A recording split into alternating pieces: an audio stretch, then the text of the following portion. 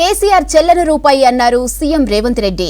కేటీఆర్ది criminal mindset అని వాళ్లు కేసులకు భయపడరన్నారు. RRR నిర్మాణం పూర్తి చేసే బాధ్యత కేంద్రానిదేనన్నారు. రాష్ట్రానికి నిధులు ప్రాజెక్టులు తీసుకురావడానికి ఢిల్లీకి 39 సార్లు కాదని 99 సార్లు పోతానని తెలిపారు. తెలంగాణకు ఏ ప్రాజెక్టులు రావద్దని బీఆర్ఎస్ చూస్తుందన్నారు. ఇక కులగణనతోనే అన్ని పార్టీలు బలహీన వర్గాలకు ఎమ్మెల్సీ సీట్లు ఇచ్చాయన్నారు.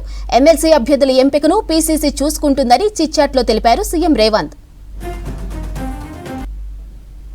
కేసీఆర్ చెల్లని రూపాయి అన్నారు సీఎం రేవంత్ రెడ్డి. కేటీఆర్ది క్రిమినల్ మైండ్ సెట్ అని వాళ్లు కేసులకి భయపడరన్నారు. RRR నిర్మాణం పూర్తి చేసే బాధ్యత కేంద్రానిదేనన్నారు. రాష్ట్రానికి నిధులు ప్రాజెక్టులు తీసుకురావడానికి ఢిల్లీకి 39 సార్లు కాదని 99 సార్లు పోతానని తెలిపారు. తెలంగాణకు ఏ ప్రాజెక్టులు రావద్దని బీఆర్ఎస్ చూస్తుందన్నారు. ఇక కులగణనతోనే అన్ని పార్టీలు బలహీన వర్గాలకు ఎమ్మెల్సీ సీట్లు ఇచ్చాయన్నారు. ఎమ్మెల్సీ అభ్యర్థుల ఎంపికను పీసీసీ చూసుకుంటుందని చిట్చాట్లో తెలిపారు సీఎం రేవంత్.